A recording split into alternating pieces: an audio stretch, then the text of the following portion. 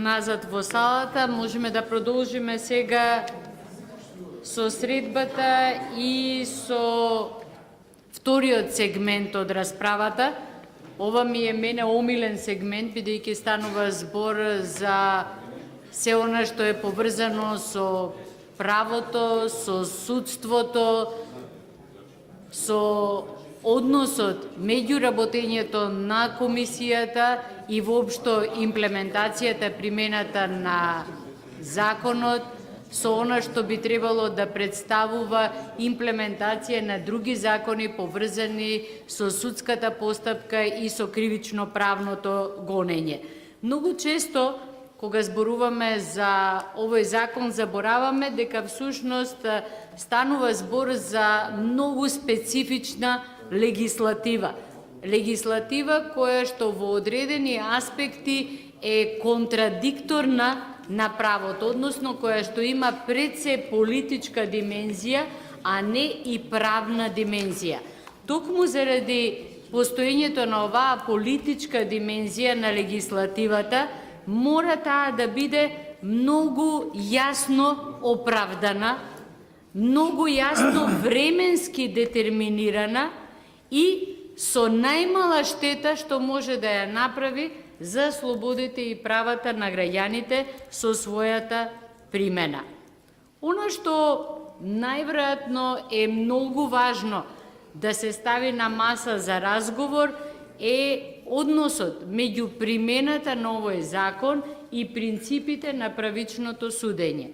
Меѓународните документи се многу јасни, посебно во Европската конвенција за човекови права, меѓутоа и во Меѓународниот пакт за граѓански и политички права се наведени некои минимум права кои што ги имаат луѓето кога треба да се утврдува нивната вина.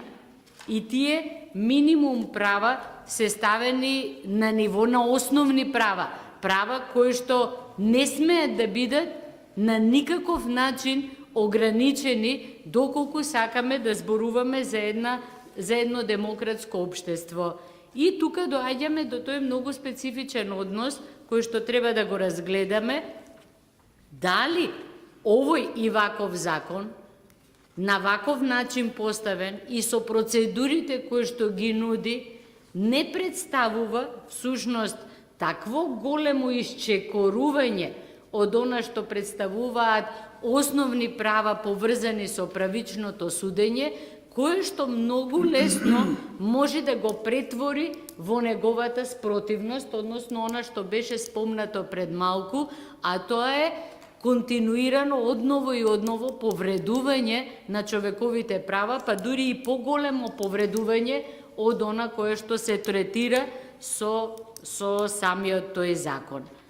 Значи, она што нас не интересира е кои се елементите кои што законот ги нуди за да може да се ограничи можното повредување на луѓето и кои се тие елементи кои што им даваат можност на луѓето и покрај тоа што станува збор за многу политички закон, каков што и мора да биде од закон од овој тип, кои се тие елементи што им овозможуваат понатаму да можат во рамките на една регуларна судска процедура всушност да ги заштитат своите права. Имаме три воведничари кои што ќе зборуваат на оваа проблематика. Прва би ја поканила Неда Коруновска, председател на Сдруженијето Реактор истражување на акција, кој што ќе ни даде некои елементи поврзани со меѓународниот аспект на односот меѓу ваквата легислатива и принципот на правичност на судењето. Повелете. Благодарам, професорка. Добар ден на сите. Става особено задоволство можноста да ги истакнам меѓународните стандарди, пред се стандардите на Советот на Европа при донесување на вакви закони кои што треба да се однесуваат на минатото, односно справување со минатото во некои демократски режими. Република Македонија во низата на земји која што усвои закон наречен за лустрација, многу доцна го усвои тој закон и мислам дека тука прво ќе се навратам на препораката на Советот на Европа, сите мерки кои што ќе се однесуваат а ќе произлегуваат од процесите на лустрација, треба да завршат заклучно со 1999 година. Зошто е тоа важно? Бидејќи се предпоставува, треба да се има во предвид, можноста на граѓаните да го сменат своето однесување, да ги препознаат демократските принципи и како такви да делуваат коригирани во новото демократско општество. Меѓутоа, низа други препораки кои што ги дава Советот на Европа, кои што Република Македонија заедно учествувала како членка на Советот на Европа и ги усвоила тие препораки, ги прифатила како стандарди кои што ќе ги почитува во евентуални процеси на лустрација, не се почитуваат ниту со првиот закон кој што беше донесен, а уште помалку со сегашната предлог верзија. За наша среќа, ако сме умни,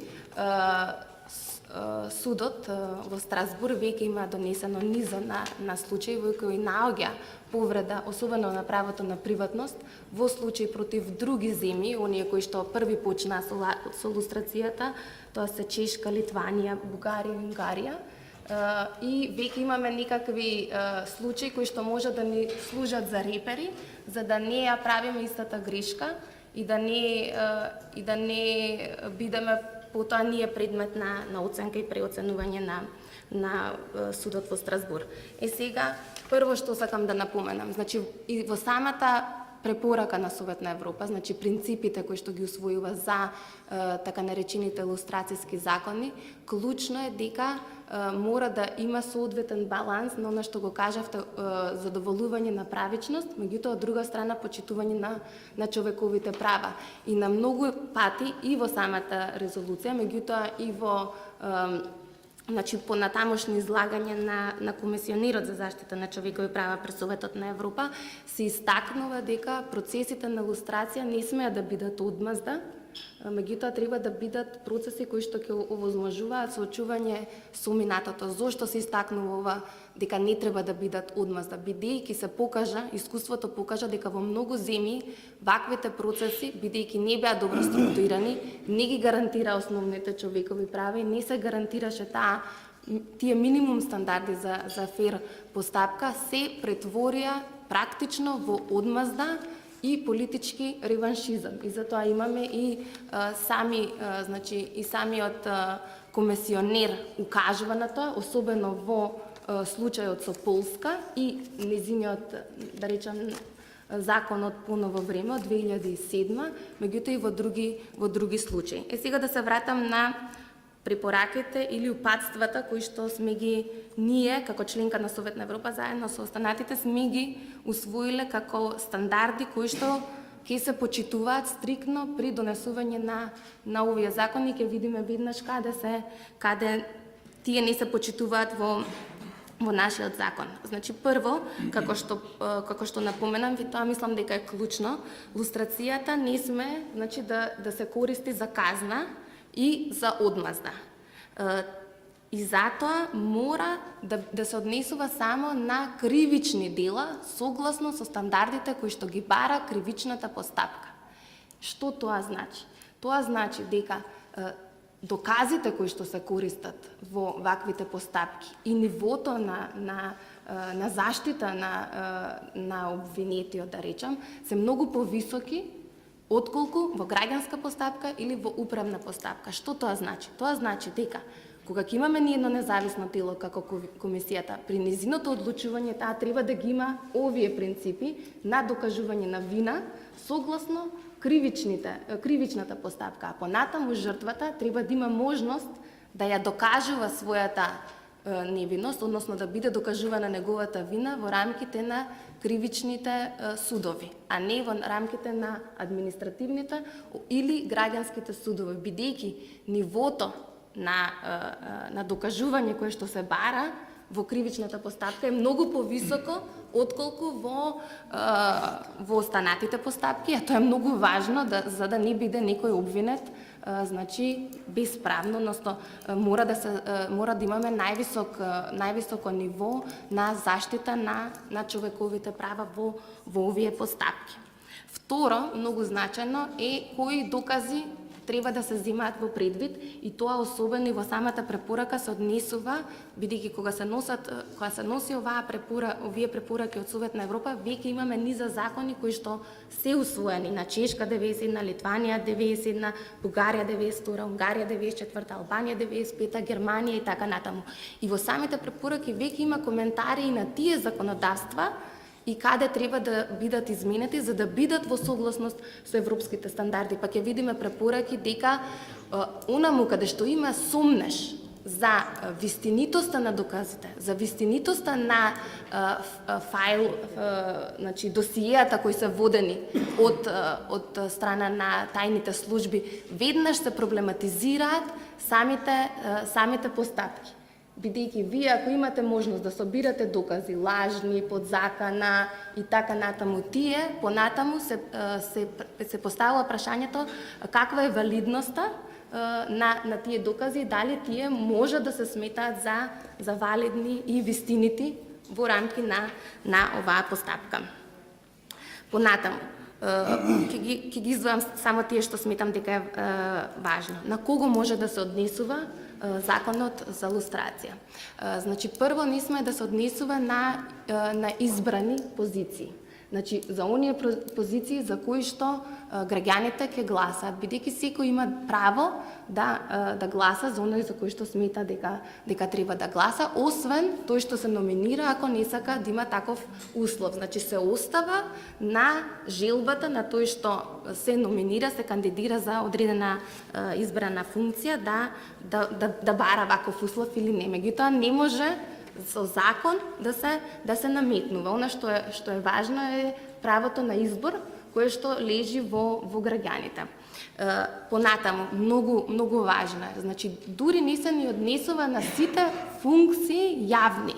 Само треба да се однесува, и тоа е потенцирано, на оние функции кои што во демократска држава се задолжени за чување, односно за почитување на човековите права, или можат да нарушуваат човекови права. Значи, тоа се службите за внатрешни работи, потоа службите за прогонот, судството, обвинителството и така натаму. Значи, дури во рамките на администрацијата, на тие што се именувани функции, пак значи се намалува, да речам, опсегот само на оние функции кои во демократско општество би можеле да нарушуваат сериозни човекови права или пак да не ги штитат, а не на целата, да речам, јавна сфера, и понатаму се упатува на тоа да не се однесува на приватни или полуприватни установи, организации и така натаму, бидејќи што е клучно. Се поставува прашањето, и тоа понатаму господинот Хамурабит во неколку наврати, особено во случајот со Полска, истакнува на која е можноста на тие лица да ги загрозуваат човековите права или да ги повредуваат човековите права на позициите кои што ги имаат во приватни организации, јавни организации и така натаму. Ако не се дел од овие структури, особено на прогон и заштита, судски, обвинителски и така натаму.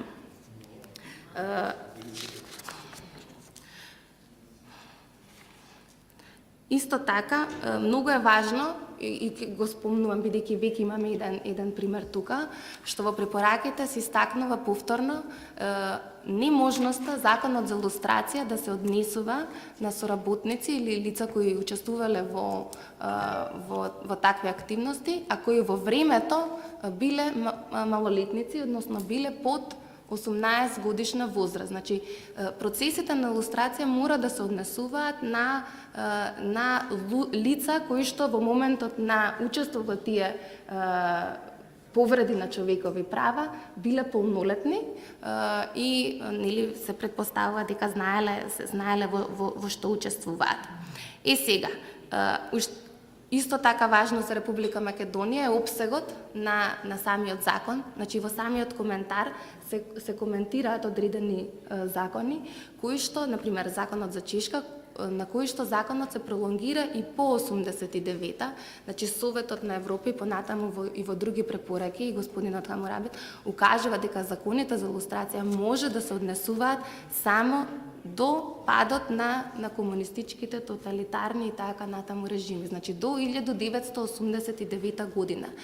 Сите кршења на човекови права под таа година можат да бидат гонети и значи казнати согласно кривичните законодавства на соодветните земји. Значи никако законите за лустрација не може да се однесуваат на период по 1989 година. Значи тоа е исто така еден важен принцип кој што во Република Македонија не се почитува. И исто така особено големо дело има значи лустрацијата за така наречените соработници. Значи она што мислам дека во Република Македонија е најмногу може би истакнато, значи законот за лустрација на вистина по својата цел треба да го прочисти режимот од директно учество на оние што наредувале кршење на човекови права и така натаму. Значи повеќе се однесува на луѓето кои што биле вработени и на високи позиции во тајните служби. На нив се однесува.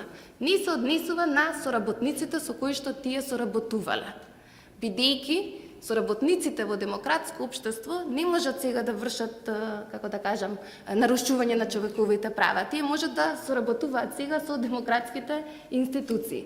Меѓутоа, не е вината на нив. Особено бидејќи не се знае какво било нивното соработништво. Дали било доброволно, дали било под закана и така натаму. И доколку не може да се докаже и се бара активна соработка, и има, значи, што подразбира тоа, значи, треба тие директно да кршеле човекови права, самите. Не информации кои што може би дале, кои што потоа биле искористени, не били искористени и така натаму. Значи, за соработниците, за активните соработници има уште едно повисоко ниво на стандарди кои што се очекуваат. Значи, тоа прво е да бидат активни соработници, директно да кршеле човекови права и да знаеле дека со таквите активности кршат човекови права. Значи, тоа исто така е едно од стандардите кои што мора да се почитуваат. И на крај сакам да потсетам, веќе беше дискутирано, меѓутоа исто така препораките особено внимаваат на тоа, значи на жртвите од ваквите процеси или од активностите на тајните служби, значи се бара за законите со лустрација, особено да се внимава на правата на жртвите и се бара, значи, воведување на соодветна, па дури паричен надоместок на сите жртви кои што биле жртви на работата на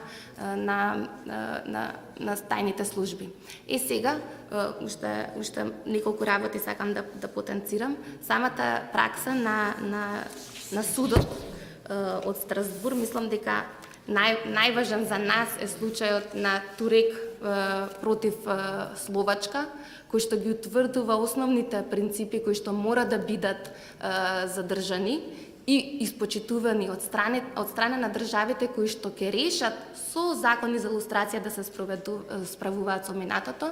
И тука има неколку значи повреди. Прво, дека мора докажувањето да оди во стандарди на кривична постапка, дека самата жртва мора да има право на увид во значи досијата кои што ги водат тајните служби, значи целосна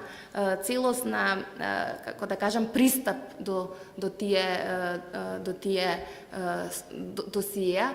Второ, значи гаранција на валидноста на таквите документи, можност да се доставуваат други докази од страна на обвинетите и најважно од се презумција на невиност.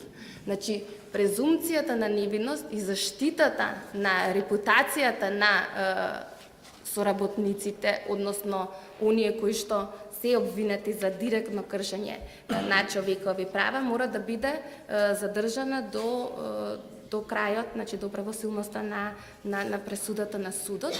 И многу значено е што мора, значи да биде индивидуализиран актот и да се докаже дека тоа лице директно кршело човекови права. Кои права ги кршел, на кои лица биле кршени и заедно со пресудата да се обештетат и жртвите кои што ќе бидат идентификувани дека биле жртви од актот на тоа лице. Значи повторно ќе кажам, во многу наврати дури се ослободуваат и од вина оние кои што биле вработени во тајните служби, бидејќи ни давале наредби, значи и така натаму, значи најмногу се однесува на оние кои што го смислувале целиот тој процес, кои што давале наредби и кои што директно за тоа се одговорни за кршење на човековите права. Понатаму мислам дека исто значајно е што ниедна казна не може да трае повеќе од 5 години. Значи и тој дел е проблематичен во нашиот закон, значи дури кога ќе има докажана вина, значи тоа отстранување од такви функции не може да трае повеќе од 5 години, а никако не може да се однесува на приватни организации. Јас мислам дека тука ќе го заокружам, па ако има некакви дилеми ќе се јавам и понатаму, особено околу овие минимум стандарди. Инаку морам да напоменам дека најсличен пример со нашиот закон го има Полска 2007, каде што го отвара значи предметот и опфатот на законот на многу други организации како новинари и така натаму, нешто слично како во Република Македонија и комесарот за човекови права, меѓутоа и Венецијанската комисија веќе имаат завземено став дека тоа не е во согласност со европските стандарди, дека директно ја крши Конвенцијата за заштита на човековите права. И мислам дека можеби како заклучок од оваа конференција треба уште еднаш да се бара мислење на Венецијанската комисија и за нашиот закон, за да се превенира она што како последица би дошло од неговата примена и што веќе го имаме како последица. Ви благодарам. Фала многу. Значи, ова баш добро дојде како многу добар вовед во темата за која што сакаме да разговараме. И јас многу често бев противник на донесувањето на овој закон заради тоа што сметав дека многу доцна се донесува. Меѓутоа, никогаш не сум го спомнала па и овој позитивен аспект на доцното донесување на овој закон, а тоа е кога донесуваш подоцна една ваква регулатива, можеш да учиш од искуствата на другите. И позитивните и негативните искуства на другите. Советот на Европа учел од тие искуства. Значи, во моментот кога почнале да се донесуваат вакви закони, дефинитивно е бил поважен тој политички мотив на оградување на новите демократии, заштита, негување на новите демократии од сите оние кои што можат на овој или на оној начин да ги загрозат. Меѓутоа, постепено, дури овие политички акти требале да добијат правна димензија. И токму овие препораки кои што доаѓаат од година во година од страна на Советот на Европа, всушност се однесуваат на внесување на правните параметри во една многу неправна материја.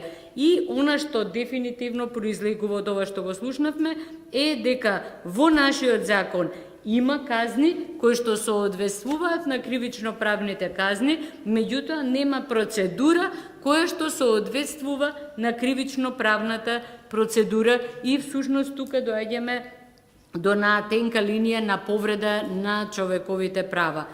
Фала многу. Сега преоѓаме на нашиот втор воведничар, господинот Стојан Андов, кој што е и предлагач на првата верзија на овој закон и сигурно многу нешта може да ни каже во врска со неговите замисли и со она во што е претворен денес законот од аспект токму на оваа примена на законот како правно средство, а отсуството на вистинските процедури. Повелете. Благодарам. Благодарам и на организаторот што ме покани на оваа тема. Ова е важна тема сега кај нас. Особено е наметната како актуелна и со предлогот што е во постапка во собрањето, бареме на пратеничките групи испрати.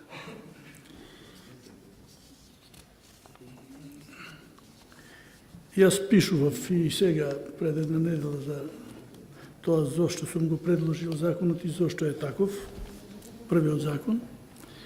И овде нема да го повторувам тоа. Може тоа е индиректен мој вака апел да го читате Фокус. Таму е објавено тоа. Сакам да се задржам на актуелноста на ова прашање, на актуелната страна. На аспектот многу значаен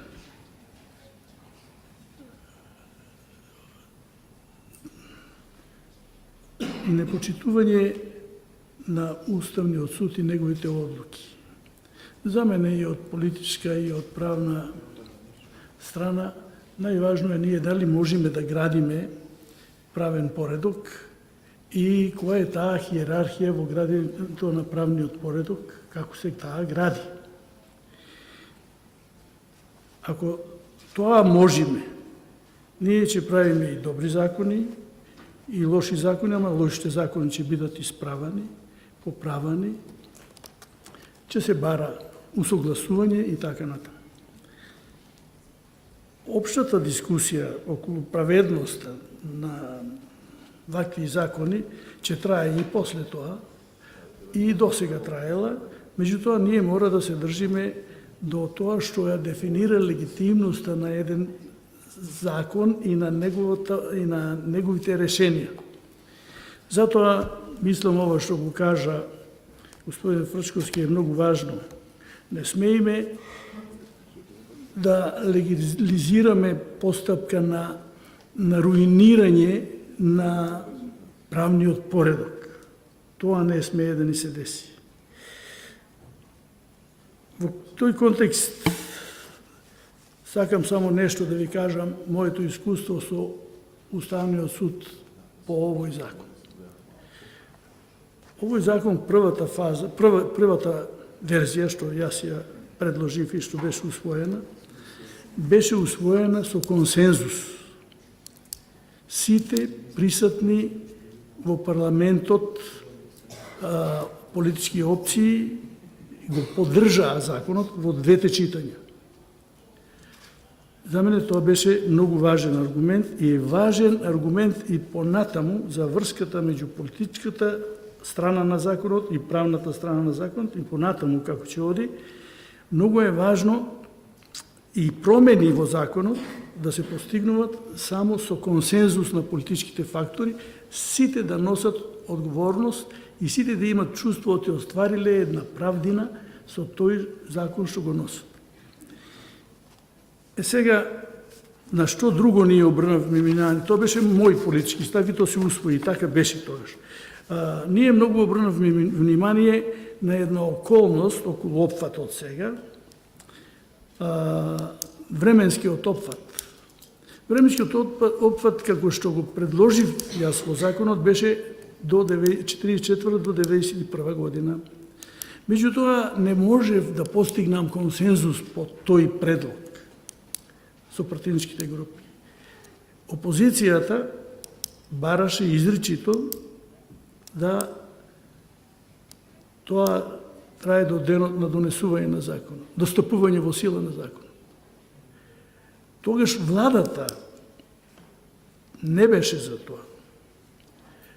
И владата даде еден компромисен предлог да биде до 2000 година, мислам тоа јули месец, кога е донесен законот за постапување со досиета водени за лица и така оние кои се следени од тајните служби. Јас после тоа, откога го добив писмено од владата, разговарав со представниците на опозиционите партии и тие го одбија тој предлог, инсистираа на ова и тоа беше клучно да постигнеме согласност. Ние постигнаме согласност, така што и јас тоа им го прифатив да се донесе законот, а исто така и го прифатија и тогашното мнозинство. Тоа е околу опсегот, временскиот опфат. Опсегот, како го утврдувавме ние, пак некои мои идеи беа. Јас тргнав од уставната поставеност наша, меѓу другото од некоја уставно начело. Ние со уставот опште животот по Македонија го поделивме на јавна сфера и приватна сфера. Јавниот сектор сметав дека треба да подлеже на овој закон. Приватниот сектор, ако сака само надлежниот орган во тој сектор, да побара од комисијата, бидејќи сам не може да добие документација од тие органи, од комисијата, таа да ја изведе верификацијата на факти, да ги добие документи, да ги верифицира и да им ги испрати ним резултатите, дали и како е, дали тие ќе спроведат лустрација после или не, нивна работа, и нивна работа и дали ќе барат од комисијата такво нешто. Тие можат, значи, само тоа да го барат. Тоа беше идејата, како прецизно се опишале се едно, меѓутоа, мислев дека тоа е уставно начело и тоа не смееме да го нарушиме. Да ги изедначиме и да ги помешаме приватниот и јавниот сектор. Како единствен. И да правиме измислени критериуми кој е јавна должност, не знам, ово, и така. Дејност и така. И сега, таков како што се донесе законот, го донесе собранието, тоа беше крајот на јануари, мислам, 23. јануари 2008 година, беше изложен веднаш на силни приговори и предлози за имаше предлози за укинување на законот, имаше предлози да се укинат цели глави и не знам што и така, секакви предлози, имаше многу предлози. После постапката во Уставниот суд, Уставниот расправи се организираше и така, донесе одлука и даде образложение. Во образложението на одлуката и во одлуката стои дека овој закон е многу важен и дека представува важно дополнување на правниот поредок на нашата земја. Затоа мислам че е потребно кога се организират вакви расправи да се подели и одлуката на Уставниот суд со се образложение кои барања ги, затоа што слушам сега пак, сега се повторуваат тие барања и тие предлози. Тоа е исто така непочитување на Уставниот суд и неговите одлуки.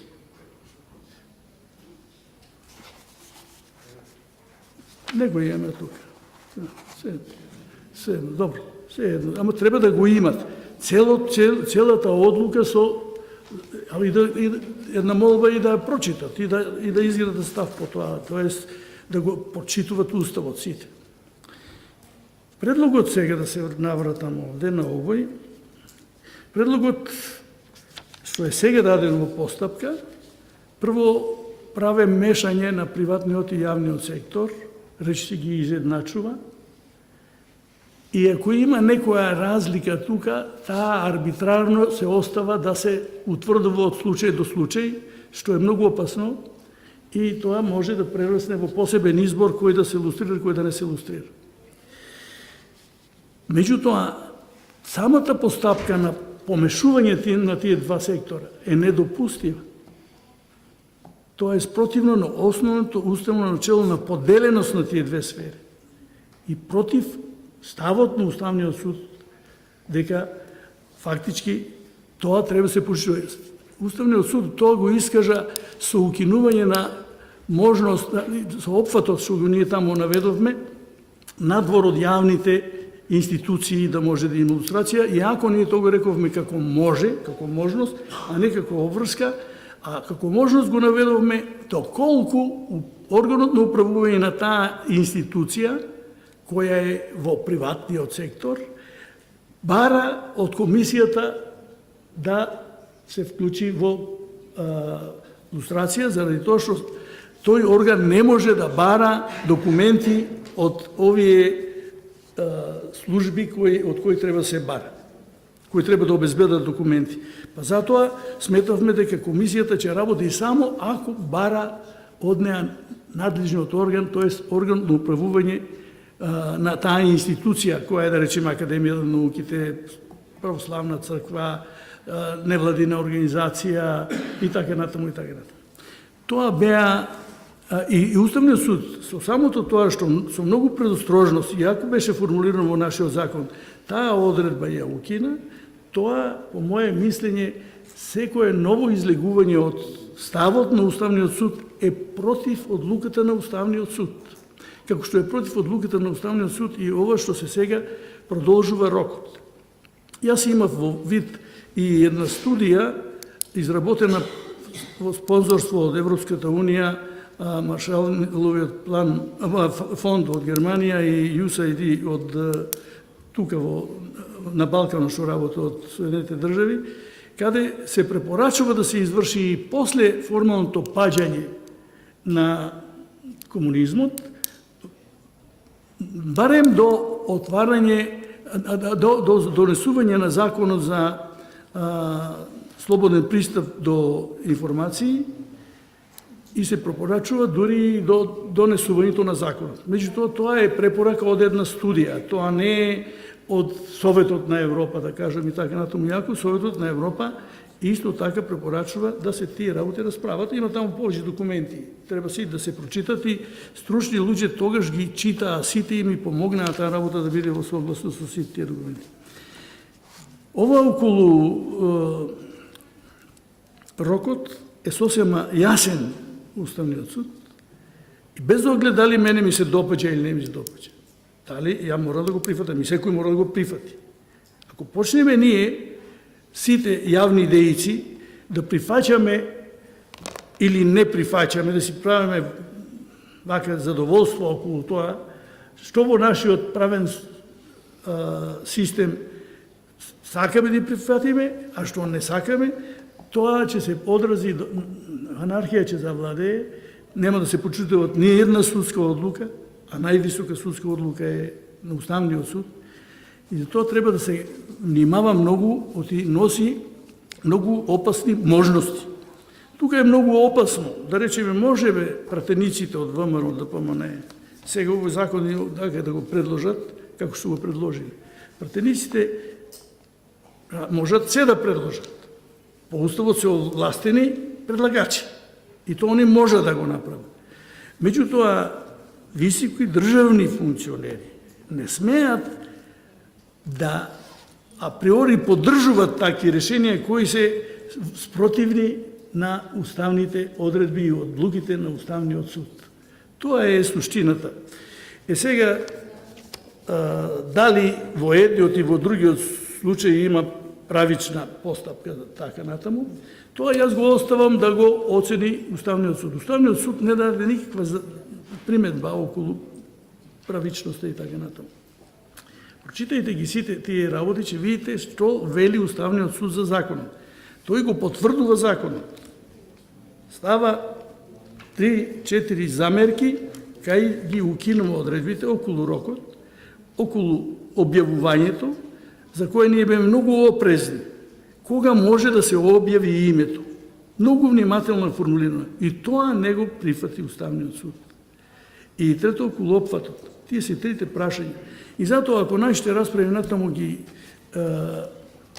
ускладиме, да речеме, со одлуките на Уставниот суд, кои се на сила, ќе бидат многу поплодотворни и многу посилни пораки ќе дадиме што понатаму се прави и како да се прави, отколку воопшто теоретски секој да си го изложува својот став по врска со лустрацијата и на тој начин, оспорувајќи ги и одлуките на Уставниот суд и ставовите на Уставниот суд делумно, таму кај што не му одговарат, да му даде право и на другиот да ги оспорува. Тоа е само што сакам да кажам. Благодарам. Благодарам многу.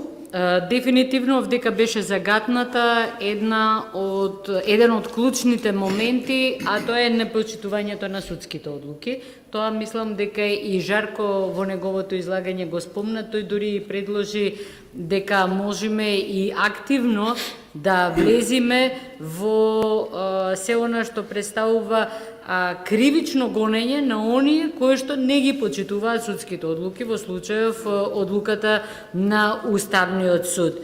Многу е интересно дека некогаш можеби кај нас се мешаат расправите и препораките. Изгледа кај нас имаше премалку расправи преку кои што ќе можат да се утврдат некои од овие елементи кои што беа спомнати, а воопшто не се зборуваше за препораките кои што многу посериозно и по-стриктно треба да се применат. И многу е важно ова што беше спомнато од господинот Андов, а тоа е рокот. Рокот, всушност, наведум, кој што го спомнува и Уставниот суд и на кој што во неколку наврати овдека се сврте внимание, е поврзан всушност со важењето на одредени закони, односно со важењето на одреден правен поредок кој што може да се примени или не може да се примени. Значи, ако рокот го ограничиме на датумот на промена на системот, кога почнале да бидат донесувани други правни правила по кои што ќе се игра, во тој случај немаме проблем со односот меѓу политичката и правната димензија на законот.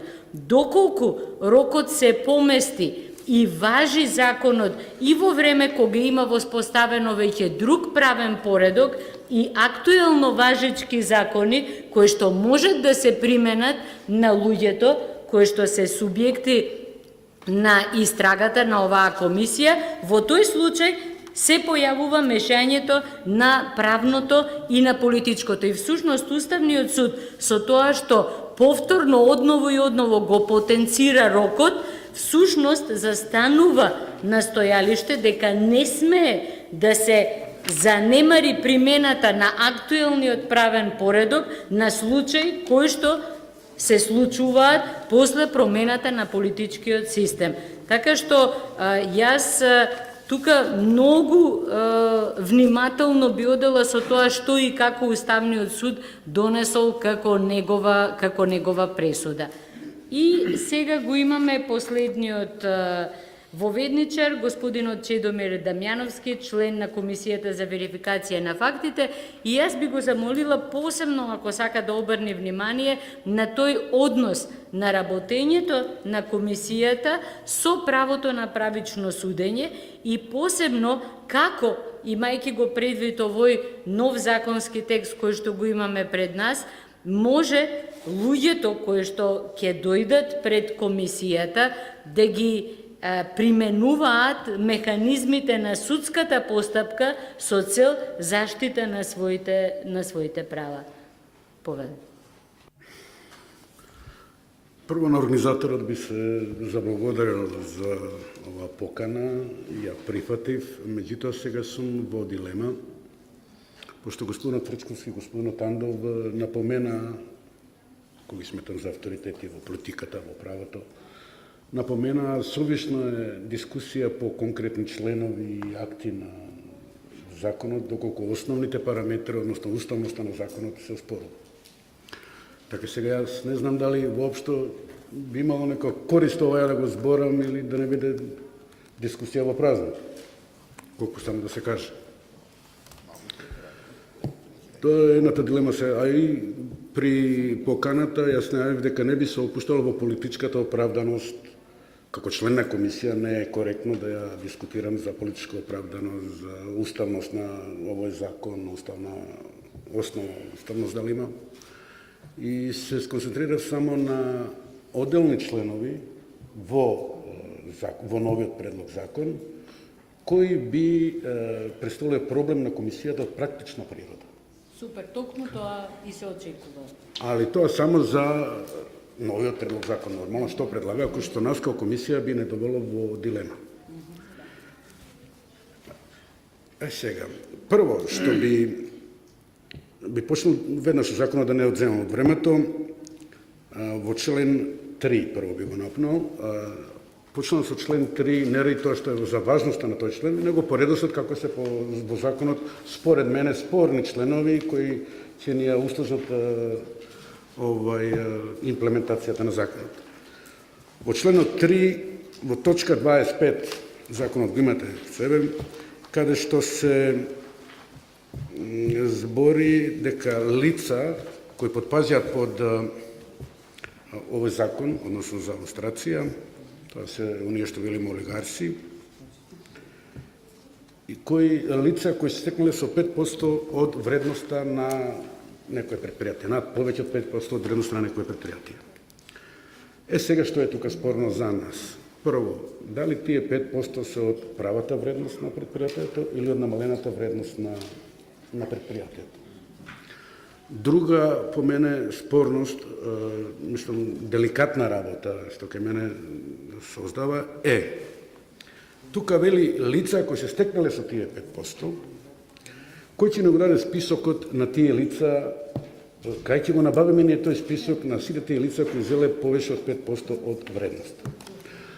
Пошто Агенцијата на Република Македонија за трансформација на капитал више не постои, ја не знам дали има некои евиденции како технички ние тоа би го извеле како комисија. Реков, зборам само од техничкиот, не од правниот аспект, само како ние тоа да го спроведеме. Ова ќе ни представува проблем. Друг по мене, некој да го набавиме тој список. Меѓутоа, друг по мене проблем овде искача во овој член се наведува лица и со нив поврзани лица. И сега замислете, што треба комисијата да работи. Тука во законот се напоменува кои се тие поврзани лица.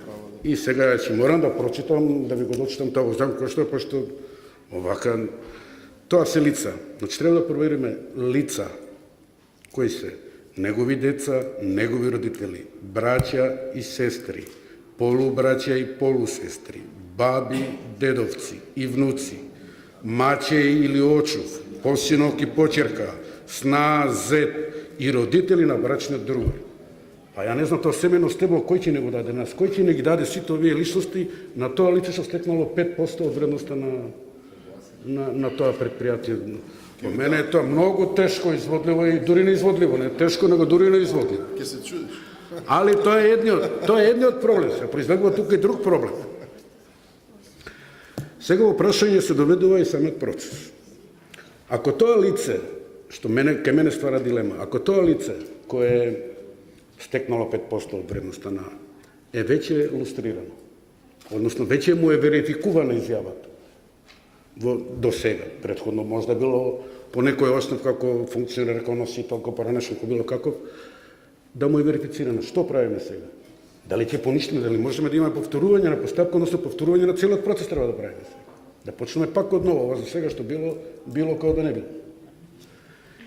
И и уште еден проблем се јава во овој апсек. Овие лица роднини што ги напоменувам ја, баби, дедовци, сега се може тоа лица кои никогаш не биле ни функционери, нити се сега функционери, нити биле, нити се олигарси. Значи, испаѓа дека ние сега да проверуваме некоја категорија на лица која не спаѓа овие три категории на лица. Можда тие дедовци, баби, сестри, зетови, што овде се наброено, никогаш не биле на функција. Ни поранешни, ни сегашни, нити па биле олигарси. Биле само соработци на службата, можда биле соработци на службата. И што сега, нив ли да ги илустрираме?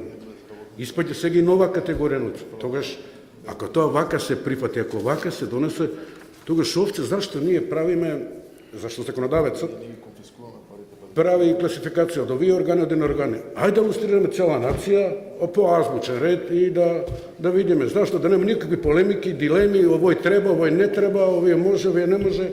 Зашто тогаш, мислам, овој предлог тоа го насочува, не наведува на тоа. Во врска со овој член, толку би имал во врска со овој член 3, реков, да, ако им се врекуваме, дали ќе повторуваме. Сега има еден проблем во член 4. Проблем по мене, дилема мене што би ми створила. Во член 4 од прилогот, во новиот прилог закон, се појавува сега една нова категорија на соработници, односно оперативна врска. Еве зашто се правува проблемот тука. Ја не сум против оперативната врска да биде илустрирана. Океј, треба да биде. Меѓутоа, во досегашната работа на комисијата, јас како член на комисијата имам увид и го знам, ние сме верификували изјави на лица кои биле во извештаите на инспекторите наведени како оперативни врски. И со право им ги верификуваме. Ние со право им ги верификувавме, пошто во законот, досегашниот закон, ствари сегашниот, уште важи стариот закон, беше барано да не се верификува, беше утврдено да не се верификува изјава на соработници.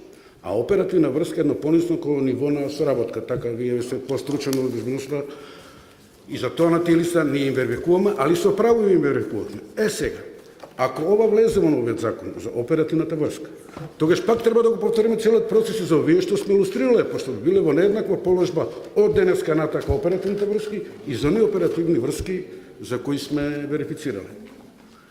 Така да значи па би требало процес да го вратиме назад. Не е коректно за едни вака, исти соработници од тој тип.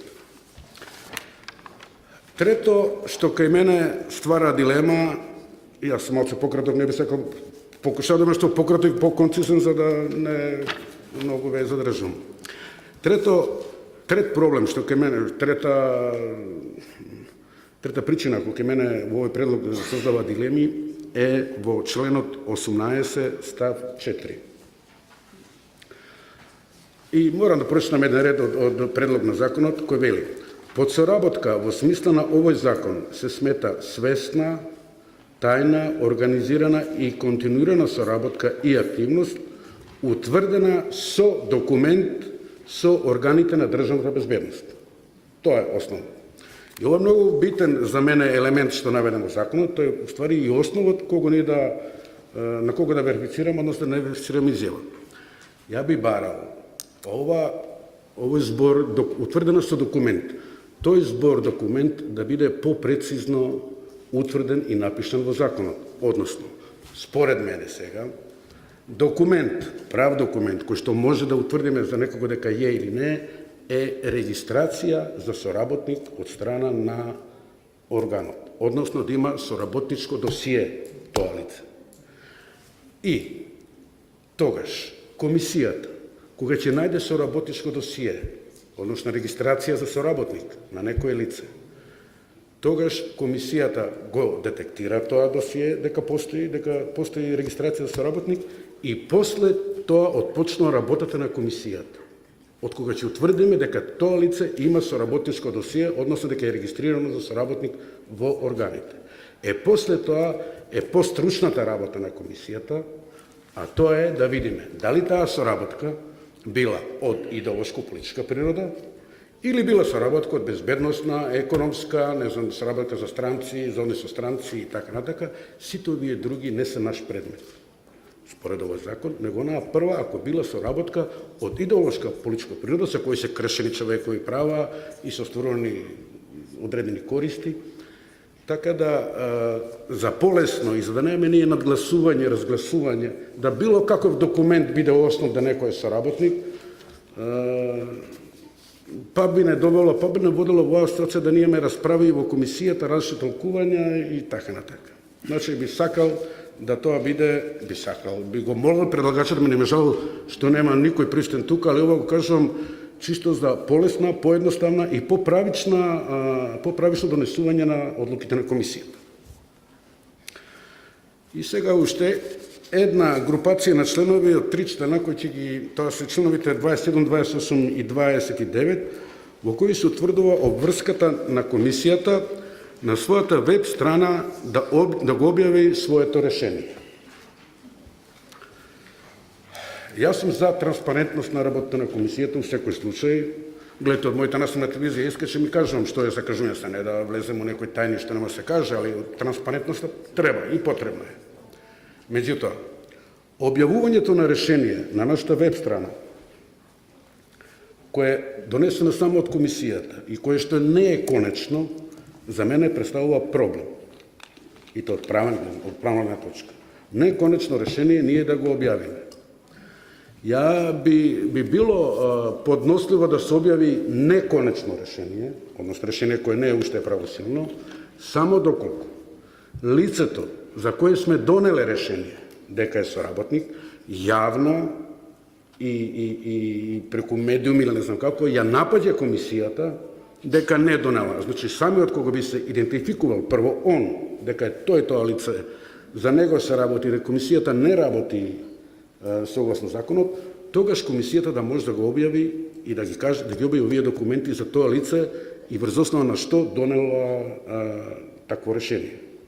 Значи, само доколку биде комисијата нападната или прозвана од лицето за кое се однесува решението. Само тоа решение би го прифатил да се објави, пошто више документите самото лице ги објавува, си ги кажува, тогаш нема што ние да криеме, мораме во самоодбрана, би можело во самоодбрана да го објавиме тоа. А за документи кои не се конечни, ја се уште мислам дека не е коректно, она што рековме, презумпција на невиност, да одлука на комисијата и пушти у етер. Не е коректно. Меѓутоа, тоа е еден проблем. Друг проблем е тука што за мене е фрапантен, кој што не можам да како правник, како лице да го прифатам. А тоа е околу, овака сега,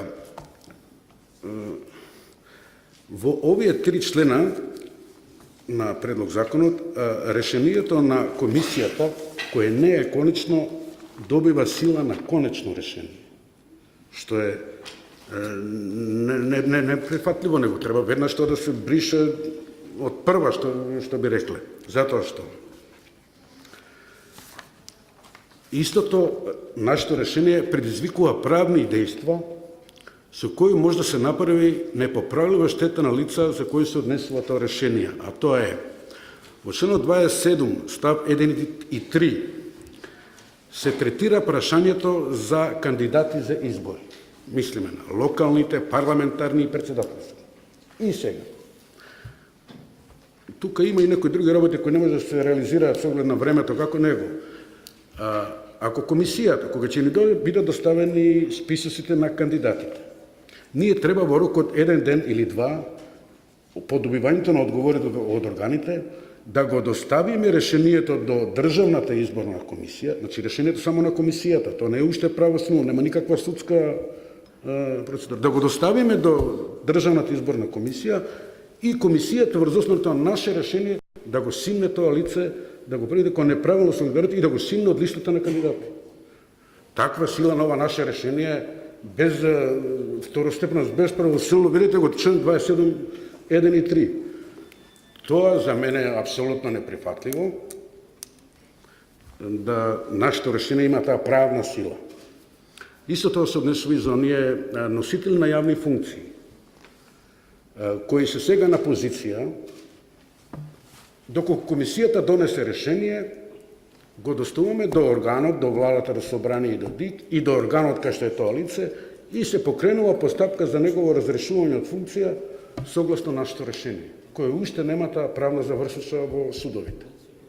Тоа за мене е апсолутно неприфатливо. Сега во овие 2-3 дена толку можев да прочитам, да видам во законот, а би сакале да бидам и краток, веројатно има некои други слабости во законот, меѓу ова се за мене се клучни слабости. И понатака не би се упрсал тоа колку е врз основа на уставна одлука, колку е основа на политичка оправданост, тоа више не е моја работа, не сакам како член на комисијата да се впуштам. На крај само би напоменал дека како член на оваа комисија ќе настојувам и се борам за правилна, неселективна и законска лустрација. Меѓутоа, закон кој е, како би рекол, кој е издржан, кој не е противуставен. Јас се надам дека ќе се среди ова, доколку остане овој закон противуставен, не знам како би можел да гласам за нешто противуставно во таа комисија, да ви кажам искрено, еве сега и за себе лично, дека си го преиспитам своето учество во комисијата. Не можам да си се сам себе против своји обидувања да гласам. Тоа се обидување од правен аспект, не политички, не знам какви обидувања. Тоа, не знам, јас сум превише можда отворен и тоа таков сум главно. За сето ова да се реализира, да биде правно установена ова лустрација, мора законодавецот да внимава и да донесе закон кој е уставно издржан. Благодарам толку ви сега околу.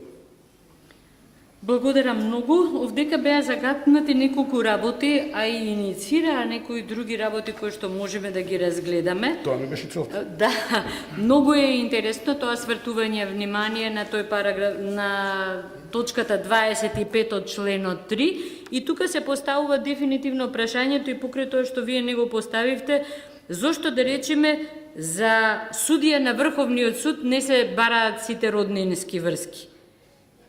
Или зашто за председателот на државата не се бараат роднинските врски? Зашто се бараат роднинските врски само за една категорија? Дали овие олигарсиве можат повеќе да и наштетат на демократијата, отколку да речеме раководни лица со посебни должности и овластувања? Да не зборувам за пропустот дека ги нема швалерот и швалерката, дефинитивно, кој што кој што да. Потоа, многу е интересно оваа потреба или што се навести за повратно преиспитување на веќе завршените процедури пред комисијата и проблемот на објавување на решението. Мислам дека кај проблемот на објавување на решението има еден многу интересен елемент. Тука беше спомнат, членот 28, меѓутоа многу е интересна точката 2, во која што се вика личните податоци на лицата соработници со органите на државната безбедност не представуваат лични податоци во смисла на Законот за заштита на лични податоци. И тука веќе имаме дефинитивно, ова не е веќе дискриминација, ова е абсурд. И членот 32 кој што е многу силно поврзан со оваа тема за која што разговараме, а тоа е правната димензија на еден политички акт, во кој што се вика во точката 1 дека надлежниот суд во рок од 5 дена покренува постапка која е итна, во која одлучува по барањето за утврдување на несоработка со органите на државна безбедност. И тука го имаме она префрлање на товарот на докажување, без нигдека да биде спомнато дека такво префрлување е направено. Вакво префрлување на товарот на докажување е направено само во Законот за спречување и заштита од дискриминација, и таму е посебно образложено и посебни заштитни елементи се поставени за да не дојде на никаков начин до злоупотреба на ова префрлување, односно до укинување на онаа презумпција на невиност за која што и вие кажавте. Значи, може од повеќе аспекти и генерално, и конкретно член по член, одредба по одредба, да се мери овој проблематичен сооднос меѓу политичката и правната димензија и навлегувањето всушност во судскиот систем кој што ни се случува со овој закон. Со ова завршивме со воведните излагања. Малку навлеговме, малку повеќе сега во периодот за дискусија, меѓутоа јас мислам дека ќе можеме да продолжиме, а малку ќе ја скратиме паузата доколку е потребно. Повелете за дискусија, повелете. Овој пат нема потреба се представува. Само ќе продолжам кај што застанав. Значи, кога се соочувате со човек кој има потреба да го контролира целото општество и да ви ги пишува од другата страна сите граѓани на оваа република, тоа се 2 милиони.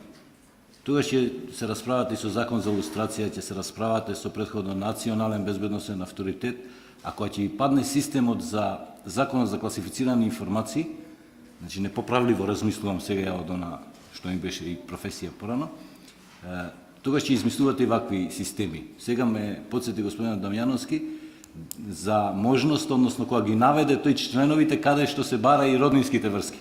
Тоа е точно наведено во барањето за сертификат за работа со класифицирани информации. Значи, тоа барање содржи сите податоци кај што вие као граѓани сте должен да го изнесете. И сега вие ќе проверувате или нема проверувате, не знам како ќе биде, или ќе ви доставуваат, пошто имаат можност и трето лице да ви достави на комисијата податоци.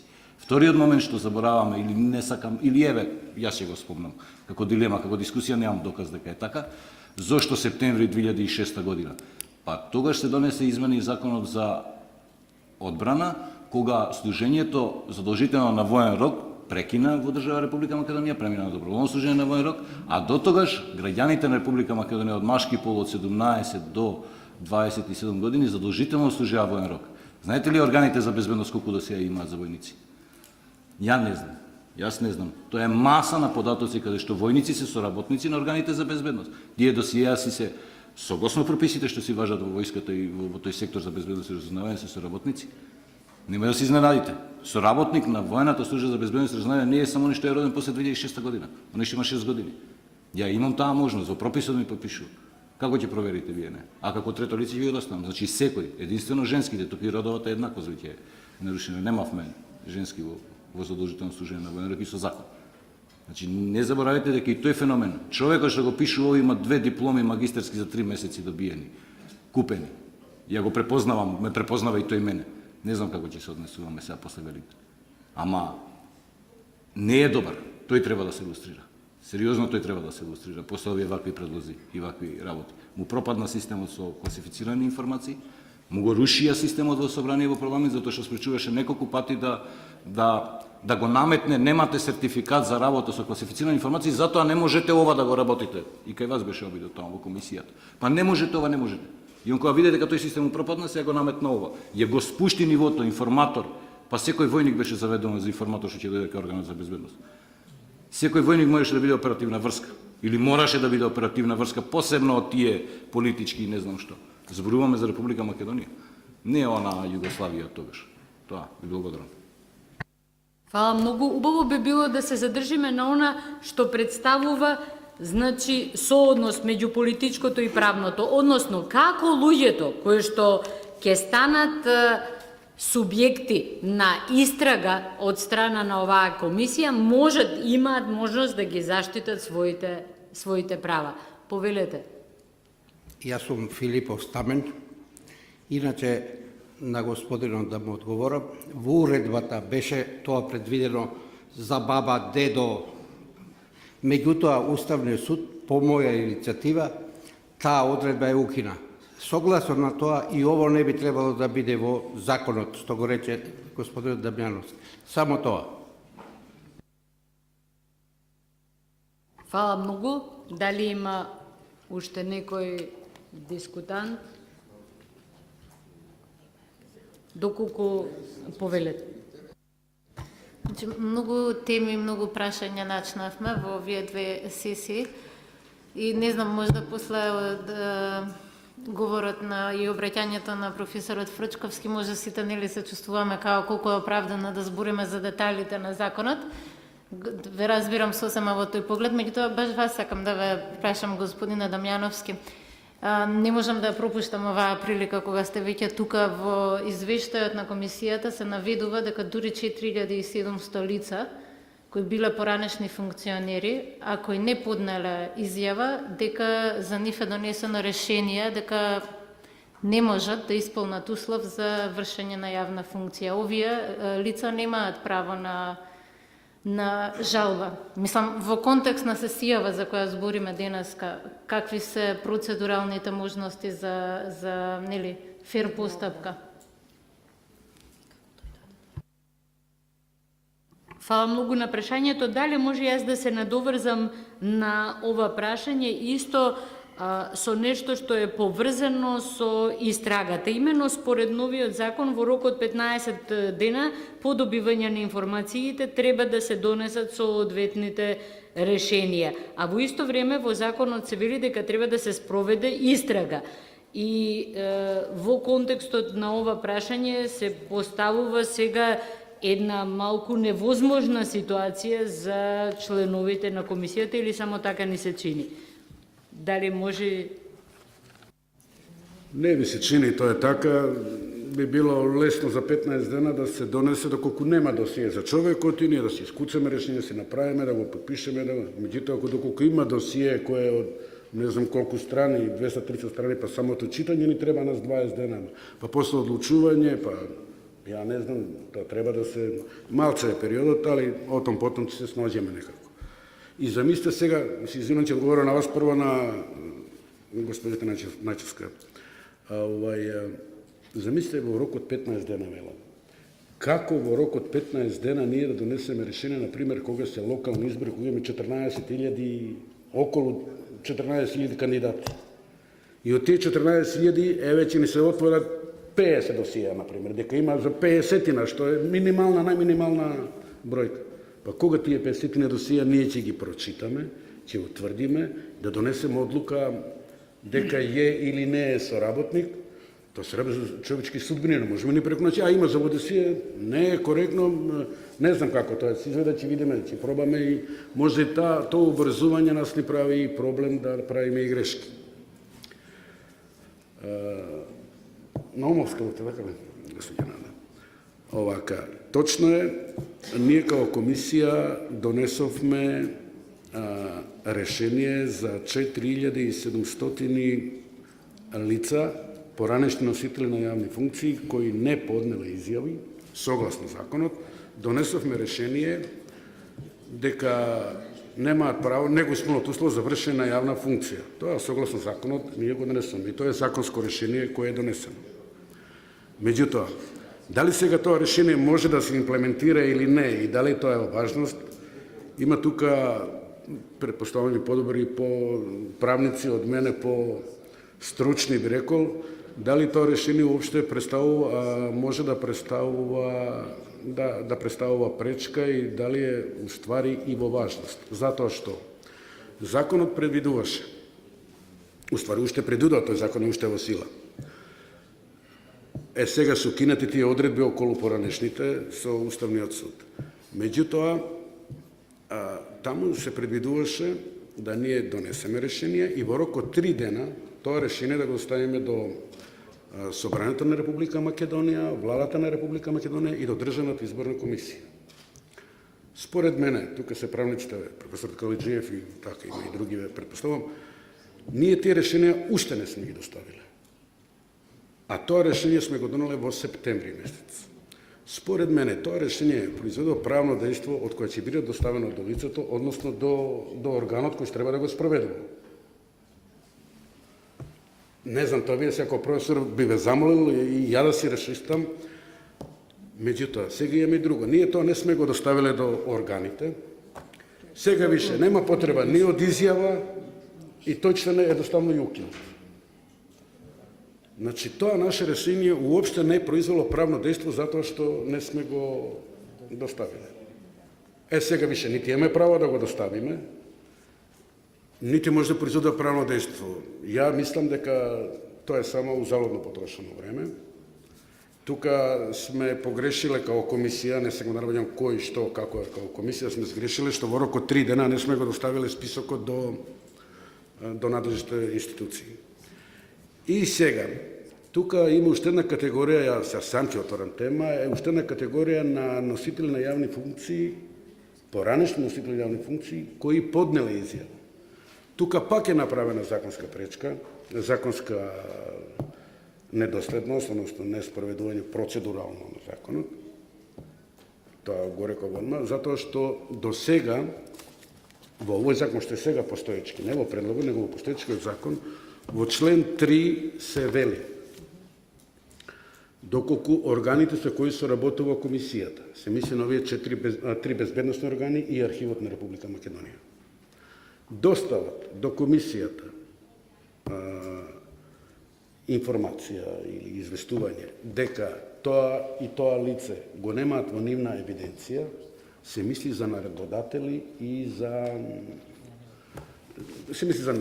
доколку тие 4 органи достават до комисијата информација дека не се во нивната евиденција, тогаш комисијата им ги верификува изјавите. Немаме тука право на ова истражување што се во сегашниот закон зборам. Немаме право на истражување, него мораме согласно одлуките на органот да донесеме соодветно решение, односно да му верификуваме изјава на тоа лице. Ние тоа не го направивме. Се држеше 4-5 месеца, што е велам крие, него не се поставени на седница тие предмети. А тоа се однесува на 5300 лица, за кои ние сме ги прашали органите ни одговориле. Од тие 5300 за 20 дека ги имат единица, меѓутоа за овие 5200 што остануваат, за кои не се евиденција, не ги ставивме на маса и да им ги верификуваме изјавите. Зашто бевме должни? Тоа е по мене процесуално прекршување на законот. Прекршување. Затоа отом потом ќе видиме како се реши. Фала многу. Овдека имаме уште двајца кои што побара збори, потоа ќе одиме на кратка пауза. Ја имам едно многу кратко прашање, всушност ме натера на тоа прашање. Овој податок дека во 93 година постоел некаков правилник, правило или пропис со кој практично војната служба можела да ги принуди граѓаните на Република Македонија да бидат, не знам дали информатори, соработници, тајни соработници, уште не ми е јасна таа терминологија. И веднаш ми се појави прашање, ако тоа постоело до 93-та, ако знаеме дека досија биле правени досија од идеолошко-политички причини, не знам до која година, тоа е исто интересно прашање. Не знам дали некој знае. Знам дека во 2000-та можевме да си ги видиме досијата, тие што бевме љубопитни да дознаеме дали сме биле идеолошки и политички сомнителни. И ме интересира, ако врз база на изјавите на овие 3 служби плюс архивот, врз база на нивни писма, дека во нивните документи некој не е заведен како соработник. Што ќе правиме сега со како во комисијата вие ќе утврдувате дали некој бил соработник или не, ако овие 4 институции, јавни и тајни, не се во состојба, немаат досија. Односно, моето прашање е, дали некој денес води досија? Дали некој создава досија, дали некој го контролира тоа? Дали некој знае што во тие досија влегува? Врз база на што? По која процедура? Зашто некои луѓе што знаат велат дека на времето се знаела процедурата според која некој републички секретар за внатрешни работи, односно некој шеф републички на управата или службата за државна безбедност, можел да земе некое досие во толку и толку часот на тој и тој ден, тоа било заведено, до некоја определена година. После тоа тој систем не функционирал. Имаме ние идеја за тоа, има ли воопшто некој систем, каде е тоа? Зашто се враќаме на прашање, изгледа дека ќе почне да се ќе мора да се занимаваме, ако не интересира ова, правото, тогаш ќе мора да се интересираме што случува у тие институции, тие 3+1. Трите тајни плюс архивот и во крајна линија што ние како граѓани треба да направиме за да спречиме комисијата за лустрација навистина се претвори во нова инквизиција. Без оглед на личните квалитети на членовите. Она на овој начин ќе биде доведена во состојба да биде инквизиција.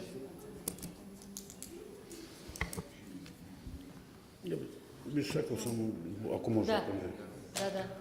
Ја преска напомнав и тоа за мене е дилема и го замолив законодавецот, кој што сега ќе го носи на предлог на закон, да го прецизира тој документ, односно да биде регистрација за соработка на тоа лице. Кога тоа лице ќе ние детектираме, откриеме дека е регистрирано како соработник, после да почне проверката дали идеолошко-политичка или од некоја друга природа. А не може врз основа на извештај на некој инспектор, кој колку и да е валиден, да каже извор за ова ми е тој. Он како извор на текстот, а негов соработник или не знам што. Може и ја да сум бил извор на некого, да се седал негде на неврзан разговор, сме разговарал, он купувал мене и сега инспекторот заради свое барање во службата таму си пишува извор за оваа дискусија, за овој текст овој го пишав, извор ми е Чедомир Дамјановски. И сега ја испаѓам соработник на службата, а ја на неврзан разговор сум разговарал нешто без. Ниту има контрирана, ниту нешто пари сум земал, мислам јас као. Така да мора во законот да се прецизира кој е тој документ по која основа ние ќе почнеме со проверка дали идеолошко-политичка соработка или друг тип на соработка. Благодарам. Благодарам многу. Значи, ова е многу важна карика. Значи, прво, утврдување дека имало соработка и тоа врз основа на параметрите кои што се претходно јасно утврдени, и второ, дека врз основа на таа соработка настанала повреда на човековите права. Значи, две работи треба да се истражуваат пред било што да се Тој направи. документ ќе не биде почетна фаза, а втората фаза не е преиспитување на таа соработка, дали идеолошко-политичка или некоја друга природа. И последиците. И Ако нема последици од света. последици, Ама сигурно, после тоа свет. Али без таков Наде документ... бараше, па после Жарко со тоа завршуваме. Така? Да, затоа што ептен почнавме да Јас се навлегуваме. извинувам, лете ме прашам, морам. Значи, јас само сакав, некој треба да изгласи. Аха. Јас само сакав да укажам на некои работи кои што се тука како дилемија, веќе имаме, да речем, некакво европско искуство, кое што мислам дека е важно. Значи, прво да се напомене дека тоа што го подсети професорката може би не бев јасна. Значи, препораките на Совет на Европа се носат во 95, баш поради тоа што законите кои што се донесени за лустрација се сметало дека не се во согласност со Европската конвенција за човекови права. И Советот на Европа сака во понатамошните процедури такви закони да не се носат закони со слабости кои што директно кршат човекови права и кои што понатаму создаваат нови постапки и така натаму. Значи, она што треба нас да ни гарантира административни мерки за заштита на човековите права или целта на лустрацијата како што е потенцирано, да има простор, односно воздух за демократијата да се развива. Таа е целта на лустрацијата, да овозможи развивање на демократија, а не нешто друго. Еве, например, она што го спомнавте околу решенијата на лица кои што не поднеле изјава. Значи, тоа е истата слабост која што имал бугарскиот, така наречен Панев закон, кој што исто се сметвало дека самото тоа што не е поднесено не треба да се верификува. И изричито е укажано дека такви одредби не може да има. Или во Албанија, например, и за опфатот и Полска. Значи, се гледа во Албанија кои се тие кои што ќе бидат во комисија, значи кредибилитетот на лицата кои што се именувани и изричита препорака да се реименуваат за да се овозможи нивна независност од политичките фактори во државата, за да имаат тие лица кредибилитет понатаму во одлучувањето. Во Полска опфатот и она вие што го зборувате капацитетот на комисијата потоа да решава во разумен рок, бидејќи тоа е кај нас проблематично. И самото тоа значи повреда на тие европски стандарди и принципи. И на крај, за мене најпроблематично од се, не може комисијата да работи врз основа на изјави на службите кои што ние ги илустрираме. Значи, ние тука немаме никаква гаранција што тие служби на кои што ние не им веруваме, бидејќи опфатот е и во рамки на демократска Македонија. Значи, тие служби ние сакаме да ги илустрираме, од друга страна на комисијата не и даваме надлежност, не се префрлаат тие досиеа, целокупни системи, за да може она да контролира и да знае дека на вистина сите што учествувале ќе бидат казнати, туку на тие што не им веруваме, им го оставаме најголемото право да ни кажат дали некој бил или не бил. Добро, за ова прашање ќе посебна сесија на третата е баш за ова прашање. Фала многу. Само уште Жарко Кратко, само надоврзување, да. Независноста на комисијата е клучен стандард, а од она што го слушнавме испаѓа дека комисијата е зависна од тоа дали тие 4 органи ќе достават или нема да ја достават информација и од тоа зависи дали некој лице ќе биде или нема да биде прогласено за дека го исполнува условот. Тоа е, мислам, непоимливо и не согласно со другите стандарди што беа споменати на Советот на Европа. И второ, од она што мене ми е познато, значи принципот на работа е се работи со класифицирани документи. Исто и тоа е проблематично во работата. Не сме да се илустрираат лица, значи документите треба да се декласифицираат. Значи во принцип станува збор за документи кои што се на поранешен систем и кои што треба да ни бидат на сите нас јавно достапни да видиме како работел тој систем. А вака испаѓа дека е тоа буквално тајна инквизиција, односно ова е трибунал кој што работи со тајни документи. И мислам дека тоа се вака симптоми кои што укажуваат дека се работи за постапка, процедура која што не е во согласност не само што со принципите на владењето на правото на Советот на Европа, туку воопшто со демократските принципи. Фала многу. Значи, дефинитивно отворивме многу интересни прашања. Сега, 10 минути пауза и се враќаме назад за третата тема која што веќе беше отворена.